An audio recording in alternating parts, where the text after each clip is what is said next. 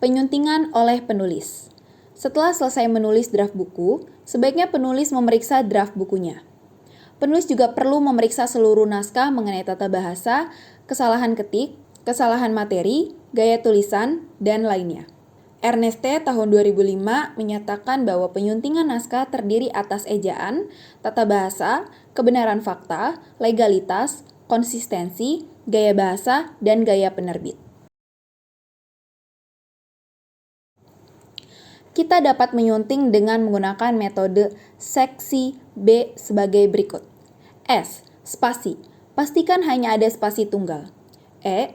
Ejaan. Pastikan semua ejaan sudah benar. K. Kata dan kalimat. Pastikan semua kata dan kalimat sudah terstruktur.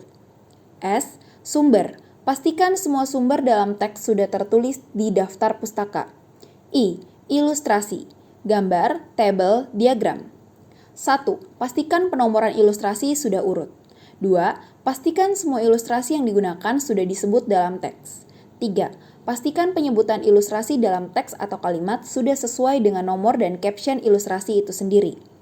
B. Baca kembali. Random, scanning, atau skimming.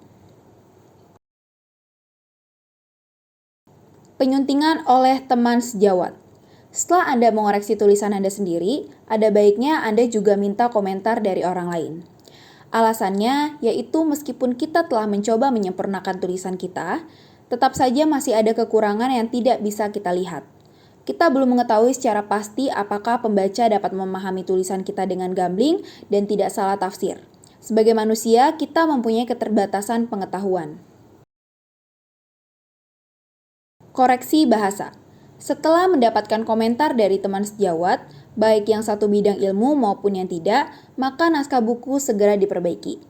Setelah naskah buku diperbaiki dan Anda sudah membaca kembali naskah buku secara keseluruhan, Anda yakin tidak ada yang salah secara substansi, maka Anda meminta ahli bahasa untuk mengoreksi naskah Anda dari sisi kebahasaan. Kelengkapan naskah. Setiap penerbit mempunyai SOP yang berbeda-beda. Pelajari ruang lingkup penerbit, kelengkapan naskah yang diminta, dan lain-lain. Penerbit biasanya meminta naskah dilengkapi dengan narasi riwayat hidup singkat, KTP, sinopsis buku, sasaran buku, dan foto. Proses penelaahan buku. Proses penerbitan buku berbeda-beda tergantung pada SOP masing-masing penerbit. Proses penelaahan naskah buku juga bervariasi di antara penerbit, bergantung pada ketentuan yang berlaku di penerbit. Hasil telaah naskah buku dikirim ke penulis. Jika penerbit setuju untuk menerbitkan buku Anda, maka naskah buku akan diproses melalui proses dan alur penerbitan di penerbit. Prakata, preface. Prakata ialah suatu halaman yang berisikan ucapan dari si penulis atas selesainya penulisan karya tulis tersebut, baik tentang ucapan rasa syukur, ucapan rasa terima kasih, tujuan dan manfaat penulisan, serta kritik dan saran yang membangun. Prakata dibagi menjadi 3 bagian, yaitu pembukaan, isi, dan penutup. Kata pengantar atau foreword. Kata pengantar ditulis oleh orang lain yang bukan penulis, seperti pakar, editor, tokoh, pejabat, atau lainnya. Penulis